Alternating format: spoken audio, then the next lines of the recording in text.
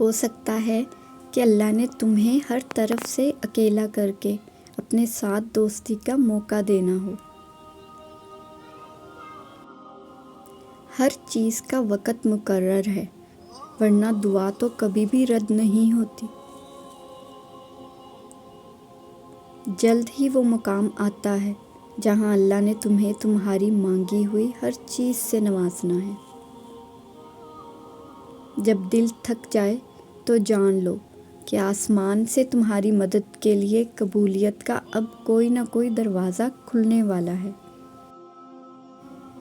اپنا ہر غم اللہ کے حوالے کر دو، کیونکہ کوئی سنے یا نہ سنے، اللہ تو سنتا ہے اور جانتا بھی ہے۔ اپنی سب راز اللہ کو بتایا کرو، اس سے بڑھ کر پردہ رکھنے والا کوئی نہیں۔ جو کچھ بھی تم اللہ سے رو کر تڑپ کر مانگتے ہو، دیکھنا ایک دن حقیقت میں تمہارے سامنے ہوگا۔ جو رب ایک ماہ صبر کرنے پر انعام میں عید کی خوشی سے نوازتا ہے، تو وہ تمہارا سالوں کیا گیا صبر رائگاں کیسے جانے دے سکتا ہے؟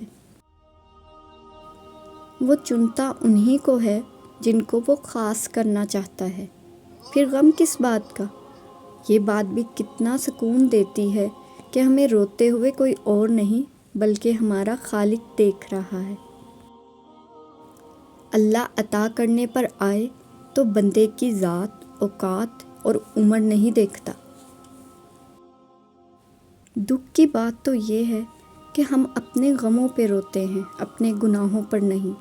ہمارا اللہ سے رشتہ ایسا ہے کہ ہم صرف اپنے غم، دکھ، درد، حاجات اور شکایات پر روتے ہیں، اپنے گناہوں، نافرمانیوں پر نہیں، ورنہ اپنے گناہوں پہ رونا ہمارے غموں کا علاج بن جائے۔ جو لوگ اللہ سے رو رو کر دعائیں مانگتے ہیں، انہیں کبھی اپنے نصیب پر رونا نہیں پڑتا۔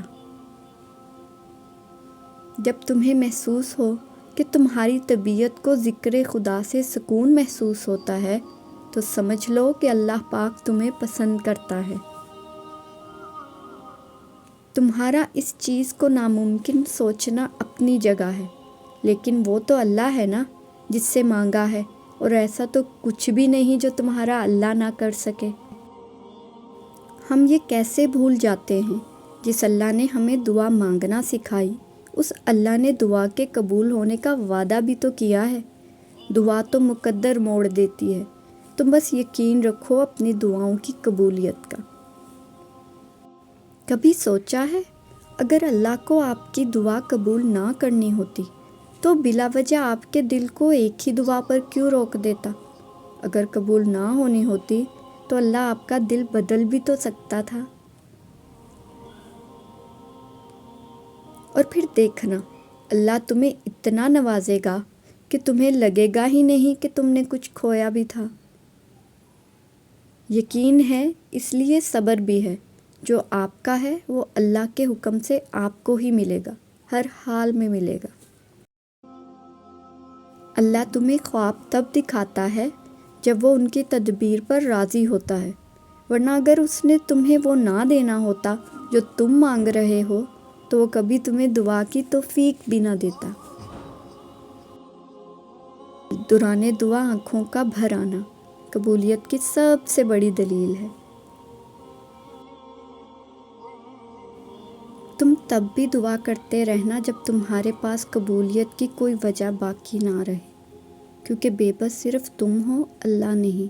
وہ تو پل بھر میں نصیبوں کو بدل سکتا ہے۔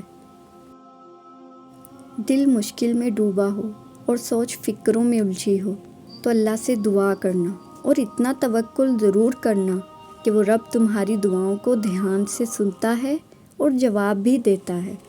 وہ ضائع نہیں جانے دے گا ان دعاؤں کو جو خلوص دل سے مانگی جائیں۔ جب تعلق رب سے جڑ جائے تو دل کے حالات بدل جاتے ہیں، اور یہی وہ مقام ہے جب دعائیں قبول کر لی جاتی ہیں۔ اللہ نے اگر دیر سے دیا تو بھی بہترین ہی دے گا، اس کا فیصلہ تمہارے لیے سب سے بہتر ہے۔ دعائیں نصیب سے نہیں بلکہ نصیب دعاؤں سے بدلتا ہے، تم اتنے یقین سے مانگو کہ تمہارے یقین کے بعد کہانی معجزوں کی لکھی جائے۔ پھر مایوس مت ہو، دل سے نکلی ہوئی ایک دعا ہر گمان کو یقین میں بدل دیتی ہے، اور اللہ تمہیں خواب تب دکھاتا ہے جب وہ ان کی تدبیر پر راضی ہوتا ہے، ورنہ اگر اس نے تمہیں وہ نہ دینا ہوتا جو تم مانگ رہے ہو تو کیا وہ تمہیں کبھی دعا کی توفیق دیتا؟ ایک دن تمہارے پاس وہ سب ہوگا جسے پانے کی امید میں تم اتنی دعائیں کرتے ہو، راتوں کو اٹھتے ہو۔ اللہ تمہیں وہ سب کچھ دے گا جس کی تم تمنا کرتے ہو، اور تمہارا انتظار ضائع نہیں جائے گا۔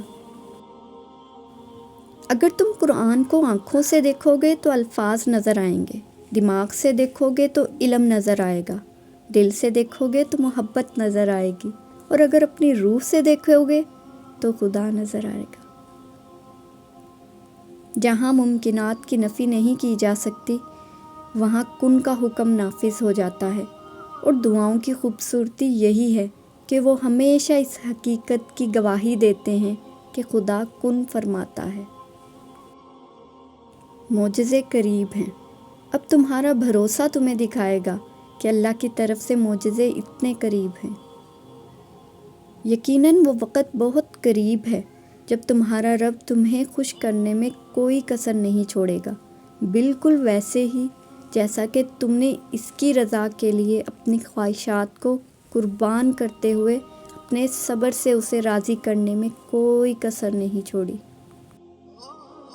اللہ کو پسند ہے جب انسان ہزار گناہ کے بعد بھی اس کی طرف پلٹتا ہے، ٹوٹی پھوٹی ہی صحیح اس سے معافی مانگتا ہے، کچی پکی ہی صحیح اس سے توبہ کی تڑپ مانگتا ہے۔